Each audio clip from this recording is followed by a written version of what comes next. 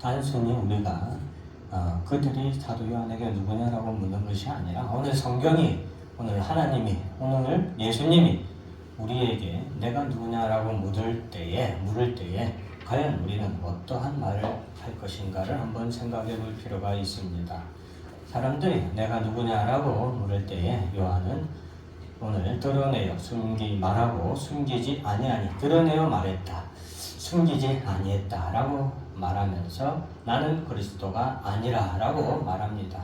우리가 볼 때는 당연한 거 아니야 라고 생각할 수도 있겠습니다. 그러나 이 당시에 세례 요한에 대한 수많은 이스라엘 백성들은 그가 그리스도라고 생각을 많이 했습니다.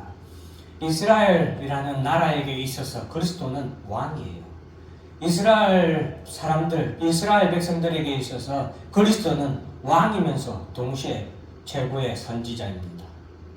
그렇기 때문에 그러한 영광스러운 이름이 그리스도이기 때문에 영광스러운 하나님의 직분이 그리스도이기 때문에 수많은 사람들이 세례 요한을 그리스도로 생각한다는 것은 잘못하면은 세례 요한이 자아도취에 취할 수 있는 그런 여지가 충분한 그런 상황이었고 그런 시대였습니다. 특히나 이 시대는 이스라엘이라는 나라가 로마에 의해서 식민지가 되는 그런 시대였기 때문에 더욱더 이스라엘 백성들은 메시아 그리스도에 대한 간절함이 있었기 때문에 더욱 그러했습니다.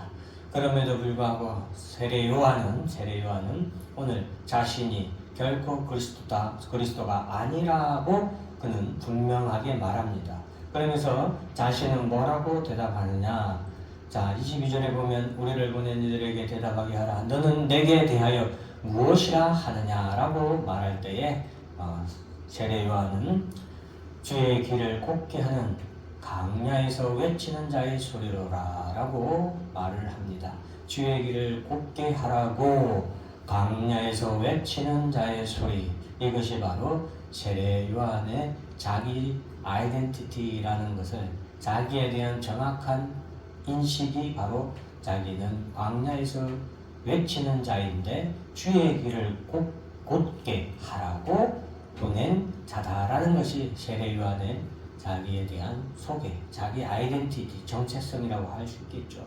그래서 사랑하는 성도 여러분, 오늘날 너는 누구냐? 너는 내게 너 스스로 너는 누구라고 생각을 하느냐? 너는 너 스스로를 어떻게 말하느냐라고 주님이 물으실 때에 과연 우리는 우리 자신을 뭐라고 주님에게 말할 수 있는가? 분명한 자기 소개가 필요할 것 같습니다. 많은 성도들이 오늘날 교회를 이렇게 찾아오지만 저 교회를 찾아온 성도들이 물론 처음부터 나는 정말로 이런 사람으로 주를 따르기를 원하는, 주를 섬기기를 원하는 성도로입니다 라고는 그런 믿음으로 처음부터 할 수는 없겠죠. 그러나 신앙생활을 하면서 우리가 꼭 반드시 우리가 분명히 가지고 생성해야 될 것은 나는 누구인가 라는 자기 정체성이 분명하게 생성되어야 할 것입니다. 세례 요한은 이러한 자기 정체성이 분명했는데 그는 첫째는 주의 길을 곱게 하는 것이 자신의 역할이라고 생각을 했습니다. 세례 요한은 사가랴 제사장의 가문의 아들이에요. 그 시대에 정말로 어떻게 보면 명문 가정의 자녀라고 할 수 있습니다. 명문 가정의 제사장의 아들이기 때문에 명문 가정의 자녀이고, 세례 요한이요, 사실 그가 정치적으로 사람들이 이렇게 자신을 메시아냐 선지자냐 뭐 이렇게 생각하는 이때에 자기가 조금만 이용하려고 해도 정치적으로 큰 이득을 얻을 수 있지만 그는 광야에서 메뚜기와 석청을 먹으면서 광야에서 약대옷을 걸치고서 광야에서 살았어요. 여러분, 말이 메뚜기와 석청이지, 여러분 우리가 하루에 식사만 물과 뭐 예를 들면 석청은 뭐 이제 물론 꿀이지만 그런 걸로 이제 물과 뭐 이런 메뚜기나 이런 걸로 식사를 한다고 해봐요. 그리고 메뚜기와 석청이 광야에 널렸겠어요? 아마도 굶는 날도 있을 것이고 또 먹을 수 있는 날도 있을 거예요. 그런데 그렇게 지내면서도 그는 어떤 사명으로 살았느냐? 자기는 광야에서 외치는 소리다. 이 사명이 있었기 때문에 그는 광야에서 그렇게 추위를 더위를 무릅쓰고 온몸으로 다 받아내면서 그는 광야에서 이스라엘에게 회개해야 된다. 이스라엘의 회개를 외쳤던 바로 세례 요한이었습니다. 세례 요한의 삶은 저는 성경에 많은 인물들이 나오지만 오늘날 성도들에게 있어서 가장 본받아야 할 만한 어떤 롤모델과 같은 성도의 삶이 있다면 저는 세례 요한이라고 생각을 합니다. 그는 태어날 때에도 예수님과 더불어서 만날 때에 기뻐하고 즐거워했습니다. 마리아의 몸속에 예수님이 있었는데 그 몸속에 태아와 태아가 둘 다 세상에 안 나온 그때에 마리아가 찾아왔을 때 세례 요한이 그 마리아의 뱃속에 있는 예수님을 보고 기뻐 뛰는 그런 내용이 기록되어 있을 정도로 그렇게 예수님을 기뻐하는 자로 또한 이 세상에 태어나는데 태어나서 그는 이렇게 성인이 되기까지 예수님과 6개월 차이가 나요. 6개월. 예수님이 동생이 하실 때 세례 요한이 죽었으니까 약 30년의 삶을 살다간 젊은 청년입니다. 이런 세례 요한은 광야에서 그 모진 세월을 오직 광야에서 외치는 자의 사명을 감당하면서 살았습니다.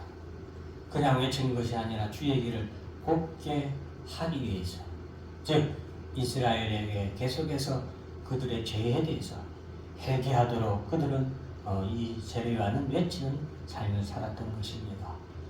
오늘날 우리 성도들도 광야에서 사는 것입니다. 이 세상 자체가 광야거든요. 그래서 이 광야 같은 세상에서 우리는 어떤 삶을 살아야 됩니까? 우리의 삶은 분명합니다.